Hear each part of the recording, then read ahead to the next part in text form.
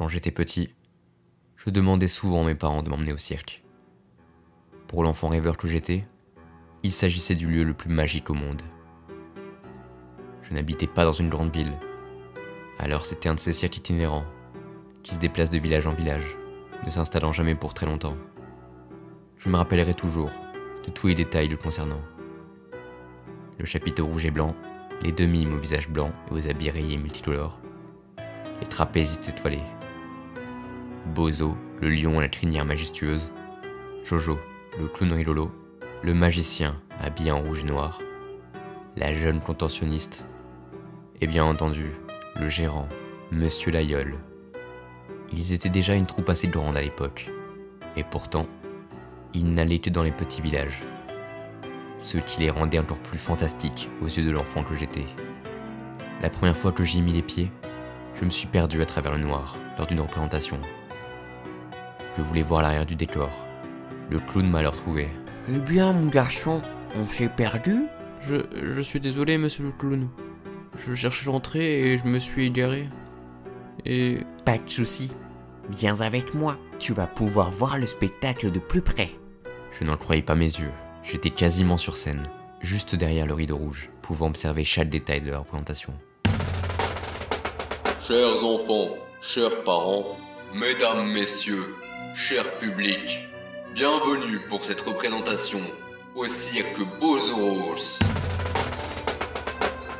Bozoros, c'était le nom de la troupe itinérante que j'avais l'habitude de voir. Ce jour-là, après avoir assisté à tout le spectacle, Monsieur Laïeul est venu à ma rencontre, m'ayant remarqué depuis un moment. Alors mon petit, le spectacle t'a plu? Oui, beaucoup. C'est parfait alors. Tu sais, chacun des artistes présents ici donne son maximum pour chaque représentation. Je me rappelle qu'il m'avait ensuite demandé où se trouvaient mes parents, et que sur le moment, je les avais complètement oubliés. Ils me cherchaient partout. Je me suis fait passer un sacré savon. Les années passèrent et j'ai continué à me rendre au cirque Bozoros. Je me suis lié d'amitié avec la troupe. J'ai même participé à un spectacle en tant qu'assistant de Monsieur Laïeul. C'était génial. Au fil du temps, moins de gens se rendaient au cirque. Avec la montée du numérique, ils étaient trop occupés à rester devant leurs écrans. Mais il y avait toujours des familles qui venaient régulièrement. Et puis, à mes 14 ans, Bozoros a fini par ne plus se produire dans mon village. J'ai appris plus tard que Monsieur Laïeul et le maire avaient eu un différend. Et que, suite à cela, le gérant de cirque et sa troupe avaient interdiction de revenir s'installer, ne serait-ce que pour quelques jours. J'avais de la peine de ne plus pouvoir assister au spectacle de mes amis. L'été suivant, j'ai demandé à mes parents de m'emmener dans les autres villages pour les voir. Mais c'est comme ça que j'ai découvert qu'ils avaient changé de région, et que c'était bien trop loin pour l'adolescent que j'étais. Ce n'est qu'à mes 22 ans que j'ai pu les retrouver. À ce moment-là, je faisais mes études à l'autre bout du pays, dans une assez grande ville. En passant par hasard dans une ruelle, je suis tombé nez à nez avec une affiche de Bozoros. Je reconnaissais les artistes dessus comme étant mes vieux amis. Jusque-là, ils étaient un peu sortis de ma tête, mais revoir en image Bozo le lion m'avait renvoyé à l'époque de mon enfance. Je me suis alors rendu sur les lieux de la représentation, sans savoir s'ils allaient me reconnaître ou non. J'ai été surpris de constater que le petit chapiteau de l'époque était devenu beaucoup plus gros, et que de nouvelles têtes s'étaient ajoutées à la troupe, comme un marionnettiste du nom de Archie, une jongleuse, un homme portant un masque vénitien répondant au pseudo de Joker, ainsi qu'un autre, en costume de démon. Par chance, le spectacle n'avait pas encore commencé. Je me suis alors mis à la recherche d'un visage familier. Et c'est à ce moment-là que je me suis cogné contre quelqu'un. Eh bien, mon garçon, on s'est perdu? Désolé, Jojo, c'est toi? Le clown m'a regardé en penchant la tête, comme confus, puis... Oh, mais c'est le petit Édouard. Tu as bien grandi, dis donc. Jojo n'avait pas changé d'un poil, il était le même qu'à l'époque. Il m'a accompagné en coulisses, en toute discrétion. Hé, tout le monde! Le petit Édouard est revenu nous voir. Sur le coup, j'étais un peu gêné, mais les visages dont je me rappelais se sont rapprochés. Et bah ça alors? Pour une surprise, c'est une sacrée surprise. Monsieur Laïeul, vous n'avez pas pris une ride? C'est comme ça quand on travaille dans les meilleures conditions, avec les meilleurs camarades. J'ai discuté avec chacun des artistes que je connaissais. Tous se rappelaient de moi. Puis, je suis allé discuter avec Monsieur Layolle. Il m'a dit qu'il était difficile d'oublier un enfant qui pendant plusieurs années est venu à chaque représentation, et qui en plus était apprécié par toute la troupe. Il m'a aussi informé que le cirque n'était plus itinérant, mais qu'il s'était installé définitivement à l'endroit où nous nous trouvions. Ils étaient beaucoup appréciés dans le domaine du cirque, et c'est comme ça qu'ils avaient été rejoints par d'autres personnes. Leur spectacle attirait de plus en plus de monde. J'ai passé le week-end avec eux, me remémorant le bon vieux temps, et pouvant même assister à la représentation depuis les coulisses, comme à l'époque. J'en ai aussi profité pour faire connaissance avec les nouveaux visages. Ils étaient tous très agréables. J'ai pris les contacts de la plupart d'entre eux pour ne plus les perdre de vue, puis je leur ai fait mes au revoir, et je suis reparti pour suivre mes études. J'avais dit que je reviendrais les voir à l'occasion. Mais la vie a placé une charmante jeune femme sur mon chemin. Et puis après ça, le bureau de l'étrange.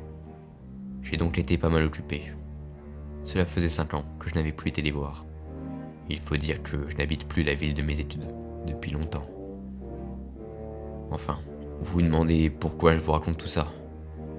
Eh bien, il y a quelques semaines, j'ai reçu un message de Jojo le clown, me demandant comment j'allais. J'étais sur une affaire importante, alors je lui ai dit que j'allais bien et que je passerais les voir dans quelques temps. Mon message n'a jamais été ouvert. J'ai pu m'y rendre 2 semaines plus tard, et les barrières qui encerclaient le chapiteau étaient fermées. J'ai appelé Jojo, mais pas de réponse. Pourtant, à cette saison, ils auraient dû être actifs. J'ai demandé à des passants, et ils m'ont dit que ça faisait plus d'1 mois qu'il n'y avait pas eu de représentation, ni quelconque activité de la troupe. Alors j'ai décidé de passer outre les barrières, et j'ai forcé la grille. Le chapiteau avait quelque chose qui semblait changer. En poussant les portes grinçantes, j'ai vu qu'il faisait entièrement noir à l'intérieur. Heureusement, j'ai toujours ma lampe torche sur moi, juste au cas où. Je l'ai allumée et j'ai avancé dans la pénombre.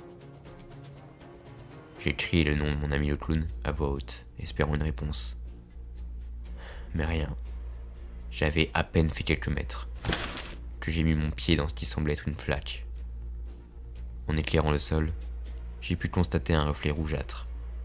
Je me suis penché. Il s'agissait bien de sang humain. En me relevant, tout avait changé. Je n'étais plus là, en tant qu'ami de longue date, mais en tant qu'agent du bureau de l'étrange. Vous vous dites sûrement que s'il y a eu un crime ici, ce serait plus l'affaire de la police. Nous autres agents sommes complètement habilités à agir sous des affaires normales, entre guillemets. Néanmoins, je ne savais pas ce qui en était ici. J'ai repris mon exploration, guidé par la lumière de ma lampe. Je sentais une sorte de tension dans l'air. J'avais encore espoir de retrouver mes camarades riant autour d'une table. Tout espoir a disparu quand j'ai vu un reflet sur un objet au sol. Il s'agissait du masque vénitien du Joker de la bande, brisé en 2. J'ai avalé ma salive, et j'ai continué, lentement. J'avais l'impression que le couloir d'entrée s'éternisait de plus en plus. Puis j'ai heurté quelque chose avec ma jambe. En éclairant, j'ai aperçu quelque chose qui m'a laissé sans voix. Il s'agissait de Patrice et Ruben, les 2 mimes du cirque. Ou plutôt, leur corps, sans vie, allongé sur le sol. Leur visage était maculé de sang, comme si on leur avait arraché la peau. À ce moment-là, plusieurs sentiments sont emparés de moi. De la tristesse, due à la perte de mes 2 anciens camarades. De la haine envers la personne qui leur avait fait ça. De l'inquiétude pour les autres membres de la troupe. Et des regrets concernant le fait que je n'allais pas les voir souvent. Ce n'étaient pas les artistes avec lesquels j'étais plus proche. Il faut dire qu'ils adoraient garder leur côté mime, surtout quand j'étais enfant. Ils étaient tout le temps en train de me faire des farces. Après avoir découvert ça, j'aurais dû sortir du cirque et appeler du renfort. Mais cette affaire m'impactait directement, et je devais agir au plus vite pour les autres. Peut-être que je pouvais encore les sauver. J'ai repris mon chemin, en étant sur mes gardes. En longeant le couloir, je suis tombé sur la porte menant aux loges. Alors je suis entré. Dans l'une d'elles, une lumière semblait clignoter faiblement, éclairant la pièce. À l'intérieur, il y avait une silhouette assise de dos, sur un siège devant le miroir. Les LED autour de ce dernier étaient responsables de la faible lumière. En tournant doucement le siège, J'ai pu observer avec tristesse le cadavre du Joker, les yeux arrachés, ne laissant que des orbites vides. J'ai dégluti et j'ai continué. Dans le reste des loges, j'ai retrouvé 2 corps supplémentaires. Celui du démon, transpercé par son propre trident en plastique. Oui, en plastique. Ainsi que Andrea, la contorsionniste, les membres tordus dans des sens improbables. Je ne les connaissais pas tous bien, mais pour elle, c'était différent. Quand j'ai connu le cirque étant enfant, elle n'avait que 17 ans. Alors on s'est rapidement apprécié, et elle était une véritable amie pour moi. Malgré tout, je ne pouvais pas m'attarder sur son corps. Je devais impérativement fouiller le reste, même si mes chances de retrouver les autres en vie étaient quasiment nulles. Je suis ressorti des loges pour fouiller l'intérieur du cirque, toujours plongé dans l'obscurité. Dans la salle de repos, j'ai trouvé Alphonse, le magicien, la gorge tranchée. Lui aussi adorait me faire des tours de magie. Avec l'âge, j'arrivais à trouver chaque trucage qui lui permettait de les réaliser, et à chaque fois, il relevait sa cape en disant « Hein, un vrai magicien ne révèle jamais ses tours, voyons. » et on rigolait ensemble. Son chapeau trempé dans le sang, comme les balles de la jongleuse, dont le corps était allongé par terre, non loin de lui. J'avais appris il y a 2 ans par Jojo que ces deux-là avaient une relation. J'ai poussé un soupir de désespoir, et j'ai repris ma recherche des autres. C'est en me rendant au centre du chapiteau que j'ai trouvé le panneau d'alimentation des lumières. Je l'ai ouvert et je les ai réactivés. En même temps que le démarrage des projecteurs, la musique habituelle du cirque s'est lancée. Mes yeux ont mis quelques dizaines de secondes à s'acclimater à la lumière forte artificielle. Une fois que je voyais de nouveau clair, j'ai pu constater avec horreur les traces de sang dispersées un peu partout dans le chapiteau. Mais surtout, j'ai pu voir la piste. Au bord, il y avait les 3 trapézistes étoilés, avec les membres arrachés. Ces 3-là étaient des frères et sœurs de la même famille. Le sang jonchait le sable fin et la terre. Je me suis avancé pour voir ce qui se trouvait au milieu de la piste. Bozo, le lion, éventré sur le sol. Si vous saviez la peine que j'ai eue en le voyant. Je connaissais cet animal depuis tout petit, et il était depuis la naissance avec la troupe. Actuellement, il y a beaucoup de controverses avec l'utilisation des animaux dans les spectacles de cirque. Mais je peux vous jurer que Bozo était traité de la meilleure des façons à Bozoros. Je l'appréciais, ce lion, et je crois qu'il ne m'avait jamais oublié. Quand il me voyait, il semblait vouloir des caresses. Mais étant censé être un animal sauvage, Monsieur Laïol m'empêchait de m'approcher trop près de lui, parce qu'après tout, on ne sait jamais. Au fond de moi, je bouillonnais de tristesse et de colère. Et puis j'ai aperçu quelque chose, dépassé de la gueule de Bozo. À ce moment-là, mon sang s'est glacé. Il s'agissait d'un bras, un bras habillé par une manche rouge, un tissu que j'aurais reconnu entre 1000. La personne à qui appartenait ce bras me l'avait si souvent tendu que je ne pouvais l'oublier. Il s'agissait du bras de Monsieur Laïol. J'étais complètement perdu. Bozo n'aurait jamais fait de mal au gérant du cirque. C'était tout bonnement impossible. Cela faisait plus de 20 ans que le lion était avec lui et qu'il en prenait le plus grand soin. Vous auriez dû les voir ensemble. C'étaient des scènes vraiment adorables. Et Monsieur Laïol était un homme d'une grande bonté. Je ne l'avais pas dit, mais tous les artistes du cirque avaient une particularité bien commune. Ils étaient tous orphelins, ayant soit été abandonnés par leurs parents, soit les ayant perdus pour une raison quelconque. Laïol prenait ses enfants, ses adolescents, ses jeunes adultes, sous son aile, et ils évoluaient dans le milieu du cirque, à ses côtés. Chacun d'entre eux avait une profonde admiration pour Laïol, et le respectait énormément. Je ne savais toujours pas ce qui s'était passé, et pourquoi. Et puis en me tournant, j'ai aperçu dans un coin un corps assis contre le tissu du chapiteau. Je me suis rapproché, et comme je le craignais, il s'agissait de mon ami Jojo. Le visage souriant que j'avais aperçu pour la première fois dans les coulisses sombres il y a plus de 10 ans avait été remplacé par un visage terrifié. Son maquillage semblait avoir coulé, comme si le clown rigolo avait pleuré avant son décès. C'était grâce à lui que j'avais pu tous les rencontrer. S'il ne m'avait pas trouvé, j'aurais observé le spectacle caché dans le noir, puis j'aurais rejoint mes parents et ma passion pour le cirque ne se serait pas étendue au-delà. je n'aurais pas fait la connaissance de Monsieur Laïol, de Bozo, d'Alphonse, d'Andrea et de tous les autres. Et à ce moment-là, il était devant moi, inerte, sans vie, sans aucun rire. Je m'interrogeais sur les raisons de son décès, lorsque j'ai aperçu un os au niveau de son cou. Il semblait avoir eu la nuque brisée. Je me suis agenouillé à ses côtés, et j'ai vu que son nez rouge n'était plus là. Ça ne m'a étonné qu'à moitié. Il le perdait tout le temps. Quand je ne discutais pas avec lui, je le voyais 90% du temps, en train de demander aux autres s'ils n'avaient pas vu son nez. Des moments assez comiques. J'étais sur le point d'appeler des renforts, quand j'ai vu un petit carnet dans la poche de sa veste de clown. Je l'ai alors récupéré. Et puis j'ai contacté le bureau. Tous les corps ont été récupérés et autopsiés. Le bras retrouvé dans la bouche de Bozo a bien été identifié comme appartenant à Monsieur Laïol, et ses restes ont été retrouvés dans les entrailles du lion. Et aussi, dans l'une des poches d'Alphonse, une bague a été retrouvée.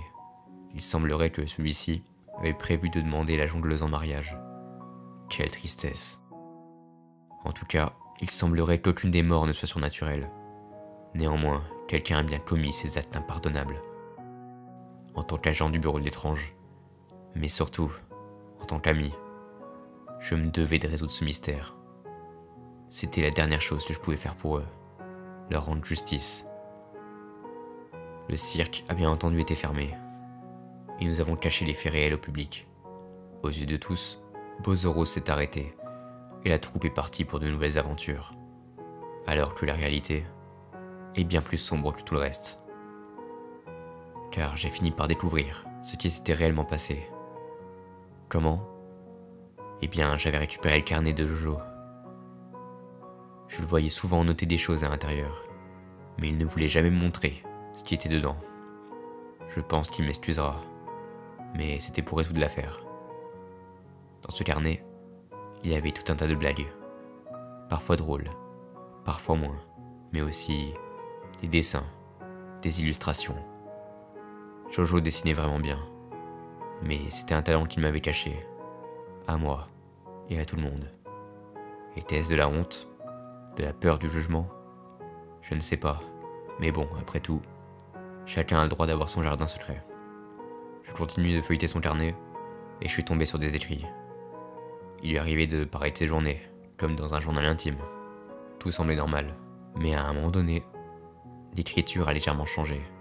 C'était toujours le même auteur, mais cela semblait avoir été écrit de façon plus rapide, comme si Jojo était pressé. Et l'écriture était un peu plus tremblante, comme s'il était effrayé. Alors je me suis penché sur ce passage, ainsi que ce qui le précède. La saison vient de démarrer, nous avons plein de nouveaux numéros à montrer à notre cher public. J'ai hâte de voir le sourire de nos petits bambins. Alphonse a créé un nouveau tour de magie, avec ma participation.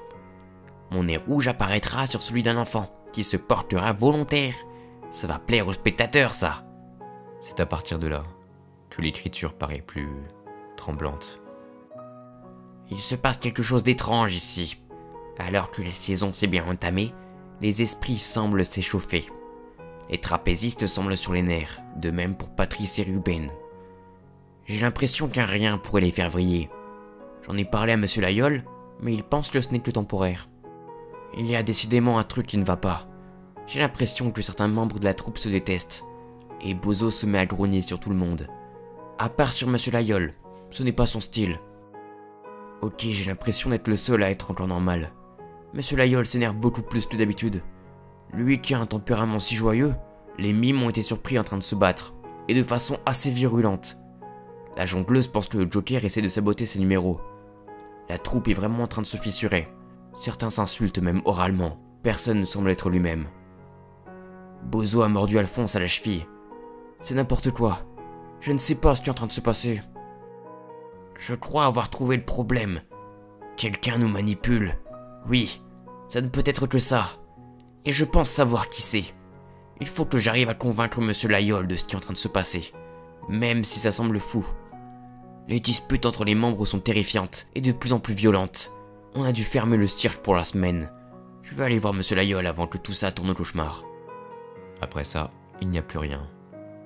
Et c'est en lisant tout ça que j'ai compris une partie de l'affaire, de ce qui était arrivé au cirque Bozoros et à sa troupe. Une tension a pris possession de chacun des membres du spectacle. Une tension qui était telle qu'ils se sont mis à se détester. Et au final, ils se sont entretués, de la manière la plus cruelle qu'il soit. Quand je me rappelle des corps écorchés, mutilés, brisés, c'est absolument terrifiant. Jojo ne semblait pas avoir été touché par ce phénomène. Peut-être qu'en tant que clown, étant donné qu'il était rempli de joie de vivre, il résistait à tout ça. Vous vous rappelez que je me posais la question par rapport à la façon dont était mort mon ami? La nuque brisée, une mort rapide, sans douleur, sans souffrance. Et ça a dû arriver juste après son dernier texte. Jojo a dû aller voir Monsieur Laïol, espérant lui faire comprendre ce qui était en train de se passer. Néanmoins, la personne qui poussait tout le monde à se détester ne pouvait pas le laisser faire. Pas tant que son horrible plan ne s'était pas achevé. Alors il a pris les devants, et dans le chaos des meurtres, lui a brisé la nuque par surprise. Le pauvre clown voulait prévenir les autres du danger. Malheureusement, il n'a pas pu. Tout ça à cause d'une personne. Et cette personne, je sais moi aussi qui elle est. Voyez-vous, lors de mon exploration macabre dans le cirque, j'ai trouvé tout un tas de corps. Il y en avait tellement que j'ai fini par oublier l'un des artistes. Archie manquait à l'appel. Et quoi de mieux qu'un marionnettiste pour manipuler les gens à sa guise? On ne sait pas encore comment il s'y est pris. Et pire que ça, on ne sait absolument pas où il se trouve à présent. Mais je suis persuadé que cette terrible tragédie qui a touché mes amis de longue date a été causée par lui. Peut-être avait-il un étrange pouvoir. Nous allons le découvrir et le retrouver. Et quand ce sera fait, je lui ferai payer la mort de mes amis au prix fort. Tant que ce ne sera pas fait, je ne pourrai pas faire mon deuil.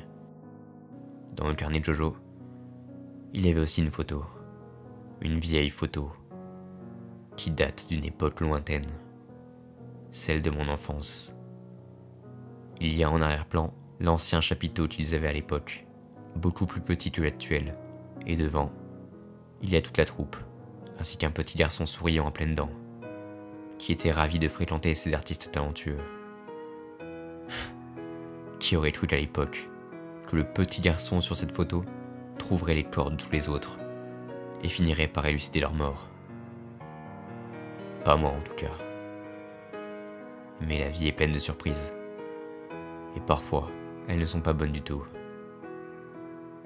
Si un jour vous passez dans une rue, et qu'il y a un chapiteau de cirque décrépit derrière un grillage, n'y allez pas. Même si ce lieu a été un jour rempli de bonne humeur, de bonheur, de joie et d'amusement. À présent, il n'est plus habité que par un silence lourd, semblable à celui de la mort, ainsi que des traces d'une folie meurtrière tellement importante qu'elle aura fini par mettre fin à l'enfance heureuse d'un petit garçon, au rêve étincelant.